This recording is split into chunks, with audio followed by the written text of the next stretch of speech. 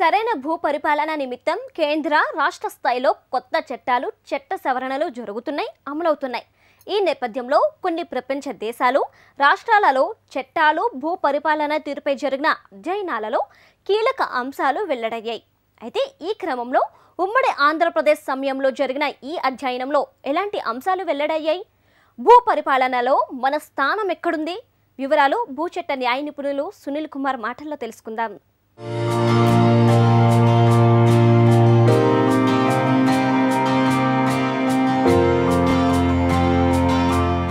భూ పరిపాలనలో మనం ఎక్కడ? ఈ ప్రశ్న ఈ రోజున చాలా కీలకమైంది కూడా। ఈ ప్రశ్న లేవనెత్తడానికి రెండు కారణాలు। ఒకటి, రెండు రాష్ట్రాలలో కూడా భూ పరిపాలనకు సంబంధించి ఎన్నో మార్పు చేర్పులు వస్తున్నాయి। కొత్త చట్టాలు, కొత్త పథకాలు, కొత్త పద్ధతులన్నీ కూడా ఈ మధ్యకాలంలో తీసుకురావటం జరుగుతుంది। ఈ నేపథ్యంలో భూ పరిపాలనలో మనం సుపరిపాలన దిశగా వెళ్తున్నామా లేదా భూ పరిపాలనలో ఇబ్బందులు సృష్టించుకుంటున్నామా ఒకసారి బేరీజు వేసుకొని చూసుకోవాలి। భూ పరిపాలనలో మనం ఎక్కడా అనేది చూసుకొని ముందుకు వెళ్తున్నామా వెనక్కి వెళ్తున్నామా, మరింత ముందుకు వెళ్ళాలంటే ఏం చేయాలి తెలియాలంటే ముందుగా భూ పరిపాలనలో మనం ఎక్కడున్నామో తెలియాలి।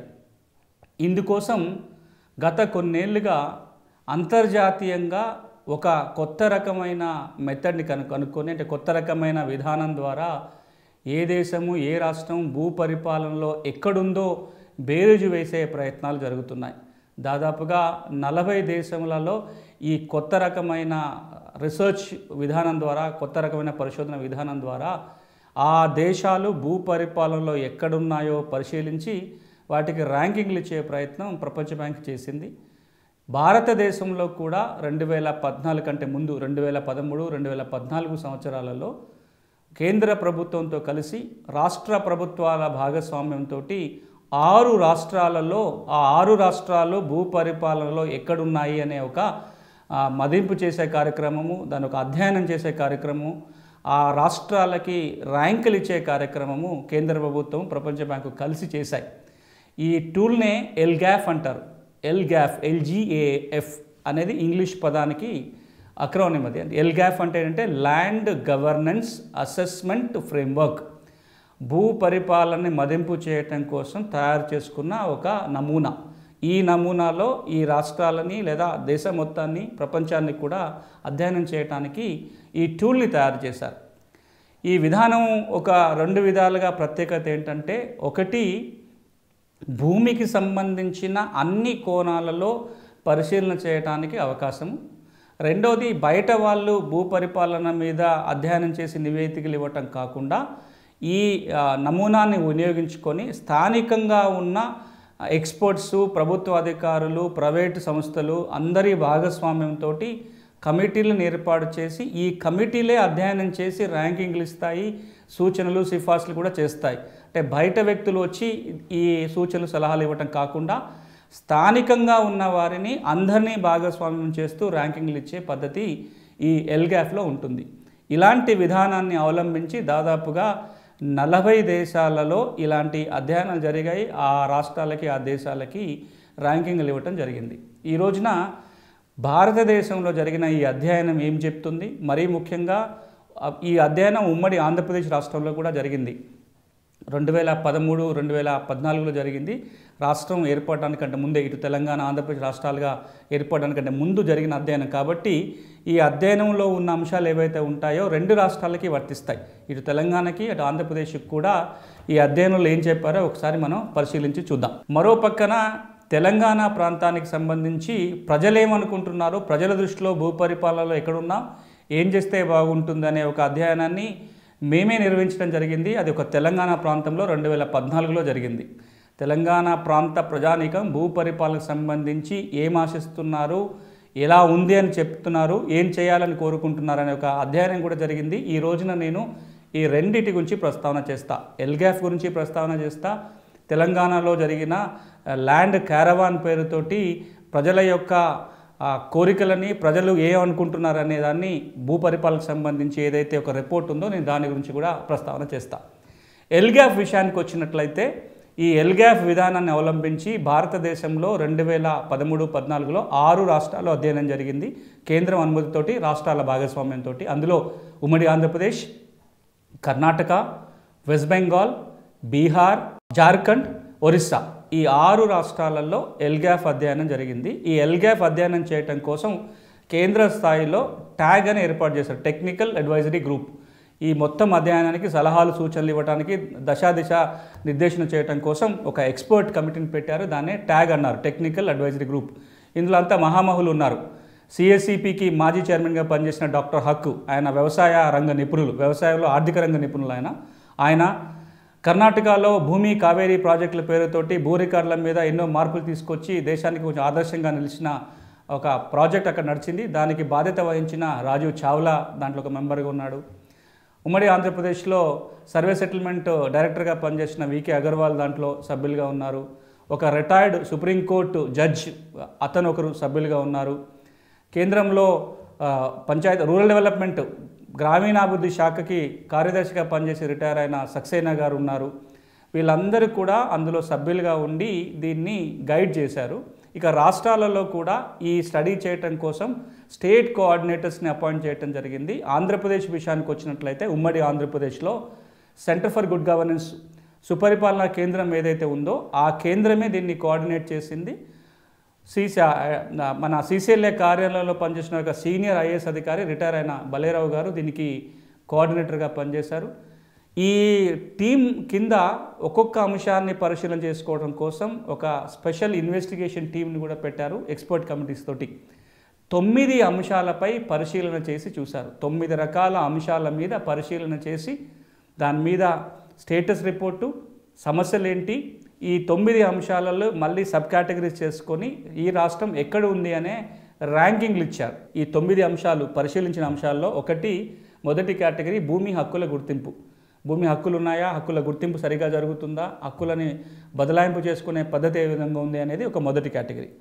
రెండో అంశం పరిశీలించి చూసింది అటవీ భూములకు సంబంధించి ఊరుమ్మడి ఆస్తులు అంటారు, కమ్యూనల్ ల్యాండ్ అంటారు, కామన్ ప్రాపర్టీస్కి సంబంధించిన చట్టాలు, వాటి యొక్క పరిశీలన. మూడోది పట్టణ భూములకు సంబంధించిన సమస్యలు, చట్టాల గురించి. నాలుగో అంశము గవర్నమెంట్ ల్యాండ్ మేనేజ్మెంట్, భూముల మేనేజ్మెంట్ ఏ విధంగా ఉందనేది.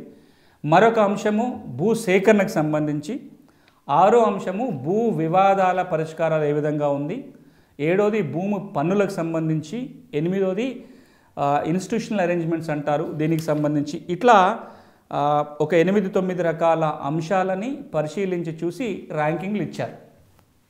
ర్యాంకింగ్ విషయానికి మళ్ళీ వస్తాను, కానీ ఈ అన్నిటినీ ఒకసారి అంచనా వేసిన తర్వాత కొన్ని కీలకమైన సిఫార్సులు కూడా ఈ కమిటీ చేసింది. ఇప్పుడు ఈ రిపోర్ట్ కూడా పబ్లిష్ అయింది, భారతదేశము రిపోర్ట్ కూడా పబ్లిష్ అయింది. ఈ రిపోర్ట్ ప్రకారం మనం చూసినట్లయితే, నేను అన్ని రకాల సలహాలు సూచనల విషయానికి పోను, కానీ కొన్ని ముఖ్యమైన అంశాలను ఇక్కడ నేను ప్రస్తావిస్తా. ఇవి ప్రస్తావించడానికి కారణము, ఇవి చేసుకుంటే బాగుంటుంది, ఇవి జరుగుతున్నా లేదో చూసుకోవచ్చు, సలహాల కింద కూడా ఉపయోగపడతాయి. చట్టాలు బాగున్నాయి, ఆచరణలో అంత గొప్పగా లేవు అనేది. రెండవదేమో వ్యవసాయేతర అవసరాలకు వ్యవసాయ భూములు మార్చడం చాలా ఎక్కువగా జరుగుతుంది. రాబోయే 10-15 ఏళ్లలో దాదాపుగా ఇప్పుడున్న వ్యవసాయ భూముల్లో 10% భూమి వ్యవసాయేతర అవసరాలకు మారుతుంది. దానికి తగ్గట్టుగా చట్టాలు, నియమాలు సరిగా లేకపోయినట్లయితే గందరగోళం తెలుస్తుంది అనేది. మూడో అంశము మహిళల హక్కుల్ని గుర్తిస్తూ హిందూ సక్సెషన్ యాక్ట్లో అమెండ్మెంట్ తీసుకొచ్చినా సరే ఆచరణలో మహిళా భూమి హక్కుల మీద పరిస్థితి అంతా బాగాలేదు అనే ఇంకొక అబ్జర్వేషను. ఇక చివరిగా భూమి రికార్డులు సరిగ్గా లేవు, భూమి రికార్డులు ఉన్నవి కూడా టైటిల్ గ్యారంటీ లేకపోవటం వల్ల చిక్కులు వస్తున్నాయనే ఒక అబ్జర్వేషన్స్ ఇస్తూ ఈ 9 రకాల అంశాలపై ఈ కమిటీ ర్యాంకింగ్స్ ఇచ్చింది. ఒకసారి మనం ఈ ర్యాంకులు చూసినట్లయితే ఏబిసిడి ర్యాంకులు 6 రాష్ట్రాలకు సంబంధించిన ర్యాంకులు మీరు ఇక్కడైతే కలర్గా చూస్తున్నారో, రెడ్ కలర్ కనపడేదంతా కూడా డి కేటగిరీలో ఉంటే రెడ్ అంటే బాగా లేదని అర్థము, గ్రీన్ కలర్ ఉన్నది ఏ అంటే అక్కడ బాగా ఉంది అని అర్థం. ఇవి రాష్ట్రాలు: ఆంధ్రప్రదేశ్, బీహారు, జార్ఖండ్, కర్ణాటక, ఒడిస్సా, వెస్ట్ బెంగాల్. ఈ రాష్ట్రాలు ఒక్కొక్క రాష్ట్రంలో వివిధ అంశాలపైన ఈ 9 కేటగిరీలో మళ్ళీ సబ్ కేటగిరీస్ చేసుకొని ఈ అన్ని అంశాల మీద ఈ కమిటీలు ర్యాంకింగ్లు ఇచ్చాయి. ఉమ్మడి ఆంధ్రప్రదేశ్ విషయానికి వచ్చినట్లయితే రెడ్ కొన్నిట్లోనే ఉంది, కానీ రెడ్ ఉన్న విషయాలు కనుక మనం ఒక్కసారి తీసి చూస్తే ఎక్కువగా కనపడుతున్నాయి. వివాద పరిష్కారాలకు చాలా డిలే జరుగుతుంది. ఒకటి కౌలు సంబంధించి కూడా ఇబ్బందులు ఉన్నాయనేది, భూమి రికార్డు సక్రమంగా లేవు, ఇట్లాంటి అంశాలలో మనం రెడ్ కేటగిరీలో కనబడుతున్నాం. అక్కడ ఈ ర్యాంకింగ్స్ మీరు ఇంటర్నెట్లో కూడా చూసుకోవడానికి అవకాశం ఉంటుంది. ఈ ర్యాంకింగ్స్ కంటే ఇప్పుడు నేను మాట్లాడదలుచుకుంది ఈ ర్యాంకులని వాళ్ళ యొక్క అబ్జర్వేషన్ని దృష్టిలో పెట్టుకొని దేశవ్యాప్తంగా జరుగుతున్న బెస్ట్ ప్రాక్టీసెస్ ఏ ఏ రాష్ట్రాలు అయితే కొన్ని మంచి పనులు కూడా చేస్తున్నాయి వాటన్నిటిని దృష్టిలో పెట్టుకొని ఈ 6 రాష్ట్రాలకు కలిపి కొన్ని కీలకమైన సూచనలు చేశారు. అవేంటో ఈ రోజున మనం ప్రస్తావన చేసుకుందాం. భూ పరిపాలన సక్రమంగా ఉండడం అంటే భూ హక్కులకు ఎలాంటి ఇబ్బంది లేకుండా భూ వివాదాలు లేకపోవడం. ఈ క్రమంలో ఎల్గాఫ్ సంస్థ నివేదిక ఆధారంగా పొందుపరిచిన అంశాలేంటి, కమిటీ ఇచ్చిన సూచనలేంటి, వ్యవసాయ భూముల హక్కుల పరిస్థితి ఏంటి, వివరాలు ఇప్పుడు తెలుసుకుందాం. ఈ ఎల్గాఫ్ నివేదిక ఆధారంగా ఏవైతే కీలకమైన సూచనలు వచ్చాయో వాటిని ఒకసారి మనం పరిశీలించి చూద్దాం. ఒక 10 కీలకమైన అంశాల ప్రస్తావన. మొట్టమొదటిది ఈ కౌలుకు సంబంధించిన సమస్యలు ఏవైతే ఉన్నాయో ఈ దేశంలో కౌలు సమస్యలు చాలా తీవ్రంగా ఉన్నాయి. కౌలుదారుడు రైతుగా గుర్తింపు లేకపోవటం వల్ల రైతుగా పొందాల్సిన ఏ మేలు పొందలేకపోతున్నాడు. కారణం ఏంటంటే కౌలు కాగితాల మీద లేకపోవటం. కాగితాల మీద లేకపోవటానికి కారణం కౌలు చట్టాల్లో ఉన్న ఇబ్బందులు, భూ యజమానులకు ఉన్న భయాలు. అవి తొలగిపోవాలి అంటే ప్రభుత్వాలు కౌలు తీసుకోవటం మీద ఉన్న రెస్ట్రిక్షన్స్ ఏవైతే ఉన్నాయో వాటిని తగ్గించుకుంటూ రావాలి. వీలైతే కొత్తగా కౌలు చట్టాలు రూపొందించుకోవాలి అని సూచన చేసింది. ఇప్పటికే నీతి ఆయోగ్ అలాంటి కొత్త కౌలు చట్టాన్ని రూపొందించి రాష్ట్రాలకు పంపటం కూడా జరిగింది. ఆ కొత్త చట్టం మేరకు కొన్ని రాష్ట్రాలు తమ కౌలు చట్టాల్లో సవరణ చేసుకుంది. ఆంధ్రప్రదేశ్ లాంటి రాష్ట్రం అయితే పూర్తిగా కొత్త కౌలు చట్టాన్నే ఇతర పేర్లతో పెట్టి ఒక కొత్త కౌలు చట్టాలనే చేసుకోవటం జరిగింది. ఇది కౌలుకు సంబంధించి ప్రధానంగా చెప్పేది ఏంటంటే కౌలు మీద ఉన్న ఇబ్బందులు తొలగించాలి, చట్టాల్లో మార్పులు రావాలి అనేది. ఇక రెండవది భూములు అమ్మకాలు కొనుగోలు చేయటం మీద ఏవైతే షరతులు ఉన్నాయో ఆ షరతులు తొలగించుకోవాలి అనే ఒక సూచన ఈ కమిటీ చేస్తుంది. అసైన్మెంట్ భూములు అమ్మకాలు కొనుగోలు చేయకూడదు ఒక ప్రధానమైన నియమం, కానీ అమ్మకాలు కొనుగోలు జరిగిపోతూనే ఉంటాయి. ఈ కమిటీ ఏమంటుందంటే ఏవైతే భూములు ప్రజలకు ఇవ్వటం జరుగుతుందో, పేదలకు పంచడం జరుగుతుందో, ఇంటి స్థలాల కోసం కావచ్చు లేదా వ్యవసాయం కోసం కావచ్చు, కొద్ది కాలం తర్వాత అది అమ్ముకునే వెసులుబాటు లేకపోయినట్లయితే ఆ ఆస్తిని వాళ్ళు పూర్తిగా వినియోగించుకోలేకపోవటం అవుతుంది. అలాంటి కష్టాలు నష్టాలు తొలగించాలి అంటుంది. ఇప్పటికే చాలా రాష్ట్రాలు ఈ అసైన్మెంట్ భూముల మీద ఉన్న రెస్ట్రిక్షన్స్ తొలగిస్తూ వస్తున్నాయి. తెలంగాణ, ఆంధ్రప్రదేశ్ విషయానికి వచ్చినట్లయితేనే ఈ మధ్యలోనే చాలా సవరణలు వచ్చినాయి. ఈ అసైన్మెంట్ భూములు అమ్ముకోవద్దు అని చేసిన చట్టం ఏదైతే ఉందో పిఓటి చట్టానికి సవరణలు తీసుకురావడం జరిగింది. కొన్ని రకాల అసైన్మెంట్ భూముల అమ్ముకోవడానికి అవకాశం కల్పించారు. కొన్ని రకాల కొనుగోలు జరిగినప్పుడు పేదలు కొనుక్కుంటే వాటిని క్రమబద్ధీకరించే వెసులుబాటు ఇచ్చారు. చాలా మార్పులు అయితే వస్తున్నాయి. ఆంధ్రప్రదేశ్లో అయితే ఇంటి స్థలాలు అమ్ముకుంటే రెగ్యులర్ చేయొచ్చు అన్నారు. 20 సంవత్సరాల తర్వాత ఇంటి స్థలాలు అమ్ముకోవచ్చు అన్నారు. ఇట్లాంటి మార్పులు చాలా వస్తున్నాయి. ఈ కమిటీ కూడా అలాంటి సూచనలే చేసింది. ఇక మూడోది, ఒకసారి భూముల రిజిస్ట్రేషన్లు జరిగినప్పుడు లేదా వారసత్వంగానో బాగా పంపగలదారు భూములు వచ్చినప్పుడు ఆటోమేటిక్గా మ్యూటేషన్ జరిగే విధానం ఉండాలి అన్నారు. ఈ పాటికే 2 రాష్ట్రాల లాంటి మార్పులు వచ్చాయి. తెలంగాణలో అయితే రిజిస్ట్రేషన్ అయిన వెంటనే మ్యూటేషన్ చేసే ప్రక్రియ, మ్యూటేషన్ ఒకచోట అయ్యే పద్ధతిని కూడా ప్రవేశపెట్టడం జరిగింది. ఆంధ్రప్రదేశ్లో కూడా ఆటోమేటేషన్ వ్యవస్థ ఉంది. దరఖాస్తు పెట్టుకున్న 30 రోజుల లోపల మ్యూటేషన్ అయ్యేలాగా నియమాలలో మార్పులు కూడా తీసుకురావటం జరిగింది. తర్వాత మహిళా భూమి హక్కులకు సంబంధించి ఈ హిందూ సక్సెషన్ యాక్ట్ అమలు, మహిళా భూమి హక్కులకు సంబంధించిన వాటి మీద దృష్టి పెట్టాలని కమిటీ చెప్పింది. అందులో భాగంగా ఎంతమంది మహిళలకు భూములు ఉన్నారు అనేది ఎప్పటికప్పుడు బేరీజు వేసుకుంటూ వెళ్ళాలి అంది. అందుకు అనుగుణంగానే కేంద్ర ప్రభుత్వం ఒక సూచన అన్ని రాష్ట్రాలకు చేసింది. భూమి రికార్డులలో జెండర్ కాలం పెట్టాలి అని. అంటే భూమి రికార్డులలో భూ యజమాని పేరు రాయటంతో పాటుగా వారి యొక్క జెండర్ మేలా ఫీమేలా, మహిళనా పురుషుడా అనే విషయం కూడా రికార్డులో రాస్తే ఎంతమంది మహిళలకు భూములు ఉన్న విషయం రికార్డులో తెలుస్తూ ఉంటుంది. ఆ సంఖ్య పెరుగుతుందా తగ్గుతుందా చూసుకోవడానికి అవకాశం ఉంటుంది. మహిళలకు సంబంధించిన ప్రత్యేక చర్యలు తీసుకోవడానికి కూడా ఇలాంటి డేటా మెయింటైన్ చేస్తే అవకాశం ఉంటుంది అనేది. అటవీ భూముల విషయానికి వచ్చినట్లయితే అటవీ హక్కుల చట్టాన్ని వెంటనే పూర్తిగా అమలు చేసి ఆ అటవీ భూముల్ని చట్టపరంగా అనుభవించిన వాళ్ళ హక్కుల్ని గుర్తించడమే కాకుండా మరింత అటవీ భూములు నాశనం కాకుండా కూడా కాపాడాలంటే ఈ చట్టాన్ని వెంటనే అమలు చేయాలని ఒక సూచన చేసింది. ఇక మరొక కీలకమైన సూచన ఏంటంటే భూ పరిపాలనలో ప్రజల భాగస్వామ్యం, కమ్యూనిటీ భాగస్వామ్యం తీసుకురావాలి. భూ రికార్డుల ఆజమాయిషిలో కూడా లోకల్గా ఉన్న గ్రామ సభలని, పంచాయతీలను ఇన్వాల్వ్ చేస్తూ ల్యాండ్ మేనేజ్మెంట్లో, ల్యాండ్ గవర్నెన్స్లో, ల్యాండ్ రికార్డ్స్ మెయింటెనెన్స్లో కూడా local participation, local community participation పెంచాలి అనేది ఒక సూచన. పట్టణ భూముల విషయానికి వచ్చినట్లయితే పట్టణాల సర్వే పూర్తి చేసి కొత్తగా రికార్డులు రూపొందించుకుంటే మేలవుతుందనే సూచన చేశారు. భూమి రికార్డుల విషయానికి వచ్చినట్లయితే భూముల సర్వే జరగాలి, స్పష్టమైన రికార్డులు ఉండాలి, రికార్డులన్నీ కంప్యూటర్లో అందరికీ అందుబాటులో ఉండాలి. ఇప్పుడున్న ప్రిజంప్టివ్ రికార్డు స్థానంలో భూమి హక్కులకి పూర్తి భరోసా ఇచ్చే టైటిల్ గ్యారంటీ చట్టం తేవాలని చెప్పి ఇందులో సూచన ఉంది. రెండు రాష్ట్రాలు కూడా ఆ వైపున ప్రయత్నాలు జరుగుతున్నాయి. ఆంధ్రప్రదేశ్ అయితే టైటిల్ గ్యారంటీ చట్టం కూడా తెచ్చుకుంది, డిజిటలైజేషన్ జరుగుతుంది, కానీ ఇంకా మరింత జరగాల్సిన అవసరం ఉంది.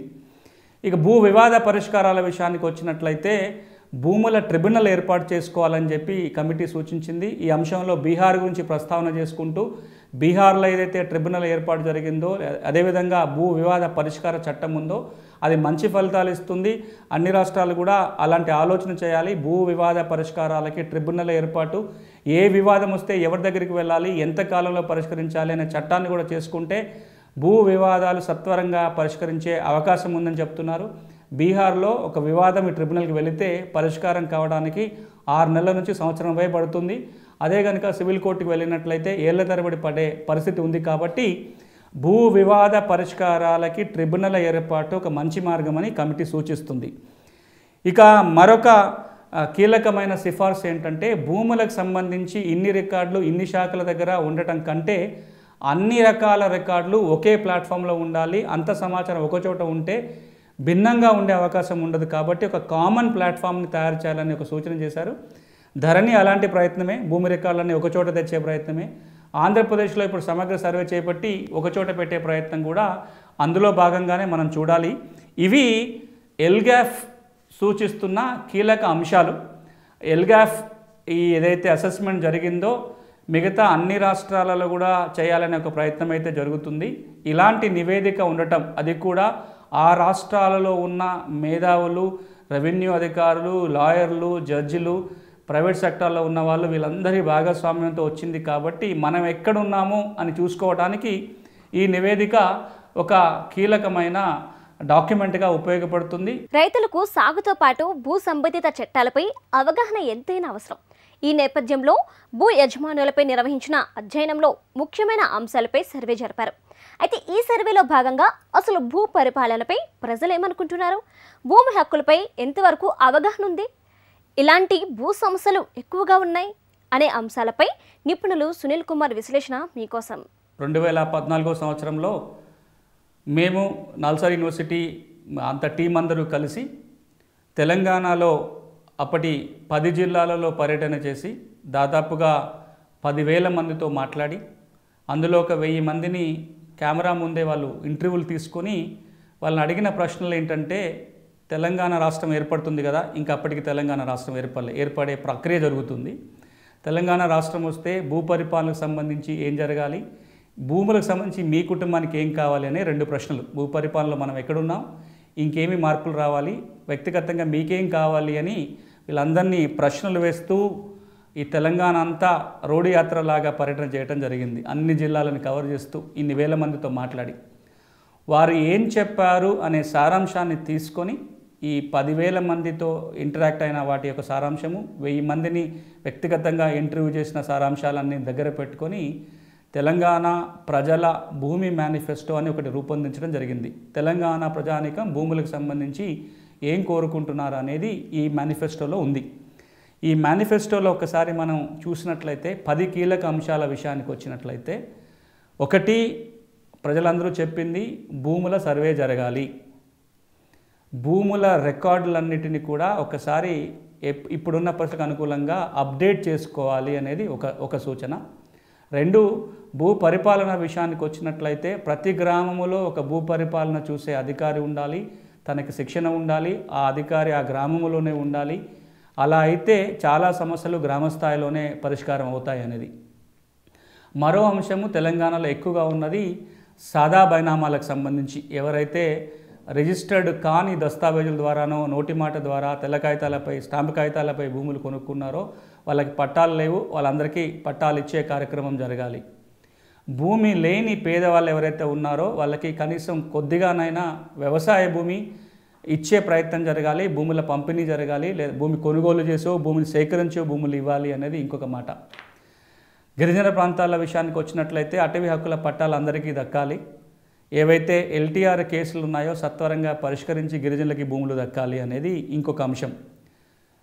ఇంటి స్థలాలకు ఇవ్వాలి.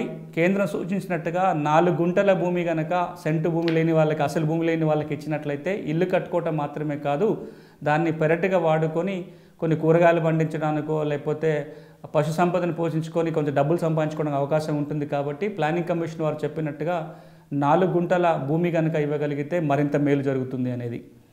దాంతోపాటుగా భూమి వివాదాలు ఏర్పడినప్పుడు పరిష్కరించడం కోసం ప్రత్యేకమైన కోర్టులు ఉండాలి, అది ట్రిబ్యునల్లో ఇంకో మరో రూపకంగా. అంతేకాకుండా ఎవరైతే రెవెన్యూ అధికారుల దగ్గరికి కోర్టు కూడా పోలేని పేదలు ఉన్నారో, సమస్య ఉన్న వాళ్ళ పరిష్కారానికి అందుకోసం ప్రత్యేకంగా ఒక న్యాయ సహాయ వ్యవస్థ ఉండాలి. ఇంతకుముందే ఉమ్మడి రాష్ట్రంలో అలాంటి వ్యవస్థ ఉండేది, పారాలీగల్ అని, లీగల్ కోఆర్డినేటర్ అని. అలాంటి వ్యవస్థ అన్ని మండలాల్లో తీసుకురావాలి అనేది మరొక సూచన. ఇక మహిళా భూమి హక్కులకు సంబంధించి కూడా మహిళలకు భూముల పంపిణీ కావచ్చు, మహిళల పేరు మీద పట్టాలు చేసేటప్పుడు ప్రత్యేక శ్రద్ధ తీసుకోవటం కావచ్చు, మండల కార్యాలయంలో మహిళా భూమి సమస్యలకి ప్రత్యేక సెల్లులు కావచ్చు ఉండాలి అనేది ఇంకొంత వచ్చిన అభిప్రాయాలు. ఇక కౌలు సమస్యలకు సంబంధించి కౌలుదారులు ఎవరైతే ఉన్నారో వాళ్ళ హక్కుల గుర్తింపు జరగాలి, ఆ చట్టాల్లో మార్పులు రావాలి అనేది కూడా తెలంగాణ ప్రజానీకం కోరుకున్నది 6 ఏళ్ల క్రితం. 6 ఏళ్ళు గడిచిపోతుంది. ఇది 2014 మేలో జరిగిన అధ్యయనం. ఇప్పుడు 6 ఏళ్ళు గడిచిపోయింది, 7వ ఏడు నడుస్తుంది. ఈ 7 ఏళ్లలో తెలంగాణ ప్రభుత్వం కూడా భూములకు సంబంధించి చాలా చర్యలు తీసుకుంది. సాదా బైనామా విషయం ఇచ్చినట్లయితే కావచ్చు, సాదా బైనామా క్రమబద్ధీకరణలు జరిగాయి. భూముల సర్వే ప్రభుత్వం చేస్తామంటుంది, ఇంకా ప్రారంభం చేయాల్సింది ఉంది. భూ రికార్డులని ప్రక్షాళన చేసే ప్రయత్నం జరిగింది. ఇప్పుడు ధరణి వెబ్సైట్ ద్వారా అందరికీ అందుబాటులో ఉంచే ప్రయత్నం జరుగుతుంది. చట్టాలలో మార్పు చేర్పులకు ప్రయత్నాలు జరిగాయి, కానీ ఇంకా చేయాల్సినవి చాలా ఉన్నాయి. ఈ మేనిఫెస్టో ప్రకారం చూసుకున్నా లేదా ఇంతకుముందు నేను మాట్లాడిన ఎల్గాఫ్ అధ్యయనం ప్రకారం చూసినా సరే ఇంకా మనం చేయాల్సిన అంశాలు చాలా ఉన్నాయి. అందులో ఎట్లా చేస్తే బాగుంటుందనే అంశాలు కూడా ఉన్నాయి. కాబట్టి ఇది రైతులు, ప్రభుత్వాలు అన్నీ ఆలోచన చేసి మరింత మార్పులకు దారితీస్తున్న ఆశిస్తున్నా. అందుకోసమే ఈ రెండింటిని ఇప్పుడు ప్రస్తావన చేయడం జరిగింది.